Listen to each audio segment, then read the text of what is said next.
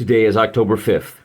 There are 7 turns left to secure Stormbringer and save the world of Dubzaron from the death of its son. If this token is still on the board at the end of October 12th, then the forces of darkness will win. The sword will plunge into the heart of Aminar, the son of the Auran that shines on the Auran Empire, and it will usher in a new dark age. We have a goddess, herself, is in hot pursuit of the boys with the eponymous Stormbringer. But wait, what is that on the horizon? What do you know? It's October 5th, and our random event card is Kablow! Reinforcements! Elite Horse. We have another unit of elite cavalry which has appeared.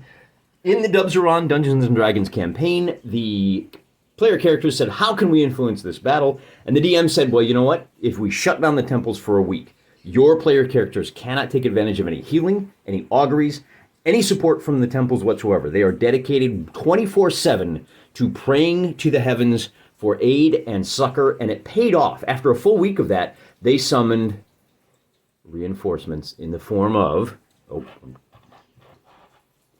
I got my spacing off. You know, a better host than me would have done something dramatic. Look at that. It's a unit of elite riders. They are going to appear on the table edge anywhere you want, like so.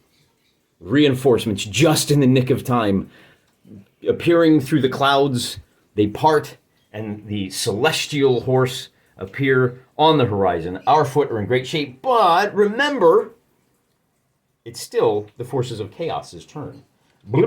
Gets to go first. She is an elite foot. She's classed as an elite foot. She's a hero with all kinds of crazy abilities. She is going to make an attack roll because she's close enough to catch these guys now. And she's kind of a monster in strength. But let's find out whether she actually reaches them first or not before we worry too much about that. She is going to make an attack roll on elite foot. Love their fighting. She needs to roll a 5. And with a 7, she succeeds. So we get to fight ourselves a little melee. She races up. Now, she is badly hurt, but she has 5 wounds. At 6 wounds, she is fighting at half strength. She's not at 6. She's at 5, so she rolls all 12 dice. And she is going to be hitting on the attack. Elite foot score successes on 3s, and she only missed 3. Now, not only that, but because she's a goddess, she rerolls her misses. And she scores 2 more hits. A total of 11 hits. That's not great. Our heavy foot have an armor value of 4. No, wait, they're offensive. Heavy foot have an armor value of, I think it's 3, actually. Let us check our cheat sheet. I have a wonderful little thing that I found online somewhere. It has all of the stats for your basic units. And heavy foot are, they have an armor value of 3. In other words, she is going to do 1, 2, 3 hits to these poor guys. They don't have any way to stave that off. We're going to pull off 1 base. But they do get to counterattack. And they are trying to hit on... Now, the good news is they have a defensive value. Heavy foot are made for securing terrain. They're going to be hitting on 4s. And not quite as good a roll for them. They do not have the reroll. We'll pull out the misses, and we find that they have a total of 6 hits. Elite foot have an armor value of 4. So takes 1 hit, but she does have a save. On a 6-up, she's going to be just fine. And she gets it. They did no damage. She does not have to make any sort of a morale check, but our heavy foot do. They are at -3 on this check. They have a courage of 4-up. They need a 7 to succeed. And we'll give them an 8. That is fortunate because it means she is going to fade back 1 inch to there. And that is going to end...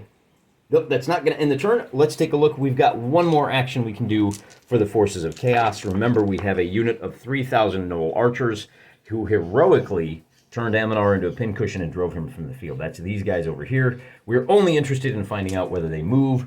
Light missiles succeed on a move order on a 6-up. They do not. They're the last ones, so the turn is over anyway. Now, let's take a look at things from the point of view of the forces of light. We really only have 2 options here. Do we bring our elite riders over They will charge on a 5-up. They do not have wild charge, for those of you Dragon Rampant experts.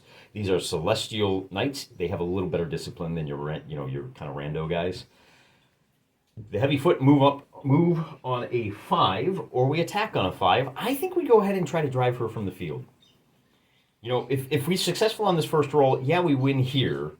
But also, that's more interesting. Who doesn't want to be able to say that they drove Blibblipop off the table? So we're going to try to move these guys first. And with a result of a 4, it doesn't matter what we tried. The forces of light are stymied in their attempts. Apparently, these guys are so disoriented, they don't know what to do. Neither do these guys. That is going to be the end of the turn here on October 5th. Tune in tomorrow, where we have some more fun, some more random opportunities, and Blibblipop has one more attempt to try to grab and wrest Stormbringer from the hands of these heavy knights. Till then, I'm praying for you.